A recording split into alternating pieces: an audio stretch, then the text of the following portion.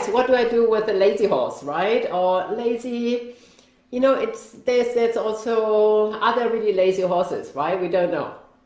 And so also finding out why is your horse not that motivated, right? Why does she not want to move forward?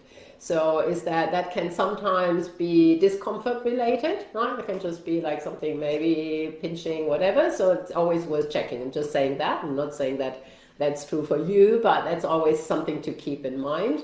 And it's also like observing the horse in pasture. Are they just really standing around, or are they actually more active and they just go lazy the moment you want to do something with them, right? That makes you a little bit suspicious too. But some horses are low energy.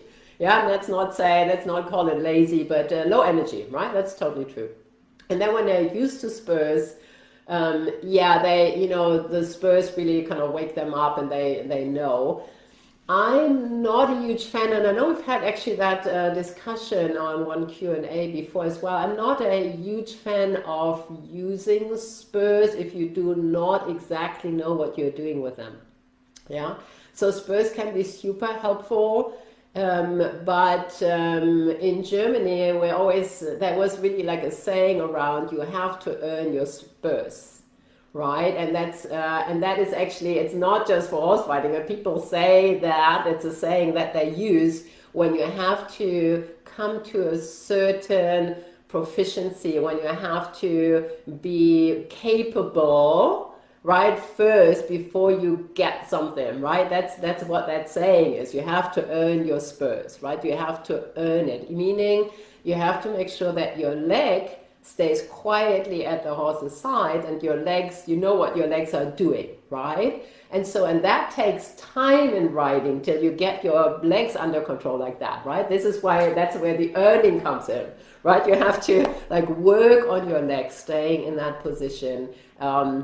So that's where it actually a little bit of work involved, right? To keep the legs quiet, so that when you use your spurs, you really use them because you really want to, and not because your leg accidentally touched the horse's sides, right? So that's really, and that's just really, I'm kind of really conservative around that, because I've also seen people, on the other hand, like using spurs all the time. I know, Igor, you wouldn't do that, but I don't even think they were really aware of that. And sometimes even good riders, and they were just poking the horses with each and every step, and it's painful to watch, really painful to watch. And so yeah, I think spurs can be super useful when let's say you want a little bit more bend. We talked a bit about bend earlier. When you just go like, hey, come on, like really move that rib cage out for me right now, right? Like really bend through here and give them a little poke and go like, hey, come on, instead of like squeezing with your leg all the time and getting them annoyed, right? So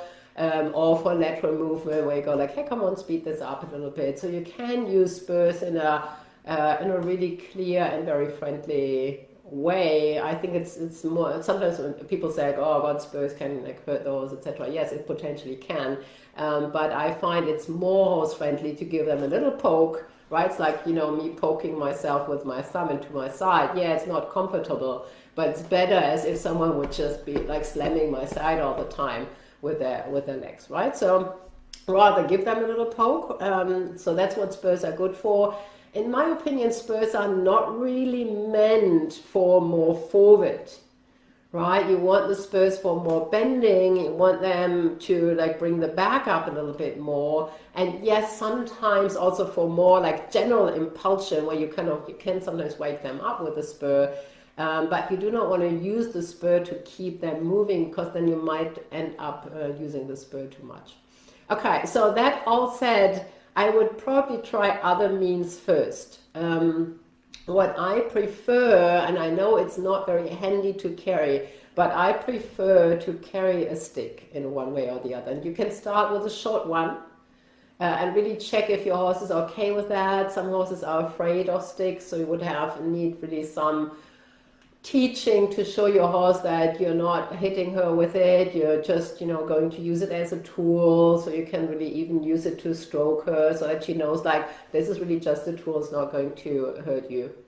And then sometimes when you just carry it and you just give a little tap tap tap tap tap on the shoulder, right? Just a little, when it makes a little bit of a sound and it's a little bit of annoying. At first, really just at the shoulder, so you don't even worry about the hind leg and carrying a longer stick, etc. Just a short one that you can just carry like that and go, hey, come on, let's move.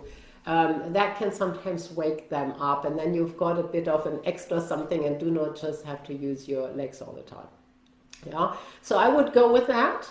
Try it out. Let me know how that goes, right? And we can check in because you're my program too. So check in with me when you've tried it out and you say like, oh, she's not responding, or now I'm using the stick all the time, and what to do about this, because there's other teachings around that too. How to then use the stick.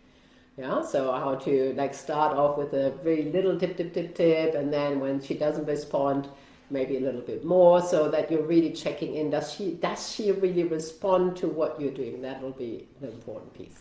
Yeah, so that you don't get her numb. Sometimes we just sit there and we drive all the time, and then we stop driving, all stops, right? But when you drive, you actually want a result. You want something, you want a forward action in one way or the other. And when you have a little stick, you can really go like, hey, come on, I really meant it. Yeah, I know that can be really friendly, in a friendly way.